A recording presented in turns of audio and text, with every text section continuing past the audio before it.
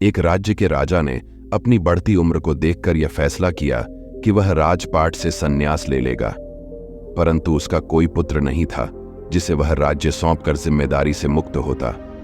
राजा की एक पुत्री थी जिसकी विवाह की योजना भी राजा को बनानी थी, इसलिए उसने मंत्रियों को बुलवाया और कहा कि कल प्रातः जो भी व्यक्ति सबसे पहले इस नगर में प्रवेश करेगा उसे यहाँ का राजा नियुक्त किया जाएगा और मेरी पुत्री का विवाह भी उसी के साथ कर दिया जाएगा।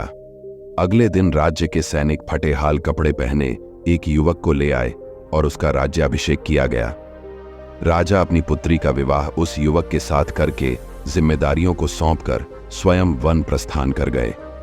धीरे धीरे समय बीतता गया और उस युवक ने राज्य की बागडोर संभाल ली और एक अच्छे राजा की तरह राज्य की सेवा में लग गया। उस महल में एक छोटी सी कोठरी थी जिसकी चाबी राजा हमेशा अपने कमर में लटकाए रहता था। सप्ताह में एक बार वह उस कोठरी में जाता, आधा एक घंटा अंदर रहता और बाहर निकलकर बड़ा सा ताला उस कोठरी में लगा देता था और अपने अन्य कार्यों में लग जाता।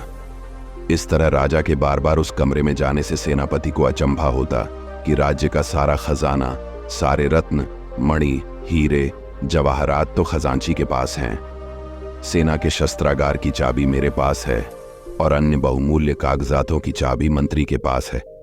फिर इस छोटी सी कोठरी में ऐसा क्या है जो राजा यहां हर सप्ताह अंदर जाता है और थोड़ी देर बाद बाहर निकल आता है?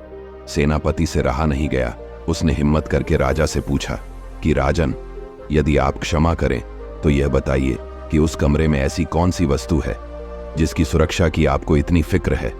राजा गुस्से से बोले, सेनापति, यह तुम्हारे पूछने का विषय नहीं है, यह प्रश्न दोबारा कभी मत करना। अब तो सेनापति का शक और भी बढ़ गया। धीरे धीरे मंत्री और सभासदों ने भी राजा से पूछने का प्रयास किया, परंतु राजा ने किसी को भी उस कमरे का रहस्य नहीं बताया।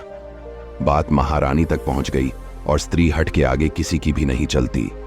रानी ने खाना पीना त्याग दिया और उस कोठरी की सच्चाई जानने की जिद करने लगी। आखिरकार विवश होकर राजा सेनापति वन्य सभासदों को लेकर कोठरी के पास गया और दरवाजा खोला।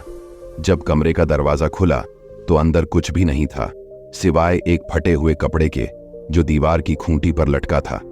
मंत्री ने पूछा कि महाराज, यहां तो कुछ भी नहीं है।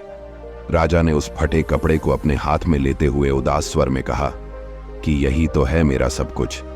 जब भी मुझे थोड़ा सा भी अहंकार आता है तो मैं यहां आकर इन कपड़ों को देख लिया करता हूं।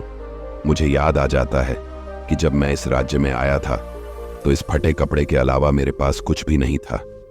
तब मेरा मन शांत हो जाता है और मेरा घमंड समाप्त हो जाता है। तब मैं वापस बाहर आ जाता हूं। दोस्तों, ये कहानी से हमें ये सीख मिलती है कि हमें कभी अपने आप पे घमंड नहीं करना चाहिए। वीडियो अच्छा लगा हो तो इसे लाइक और शेयर जरूर करें और ऐसे ही वीडियो में आपको दिलचस्पी है तो हमारे चैनल को सब्सक्राइब जरूर करें।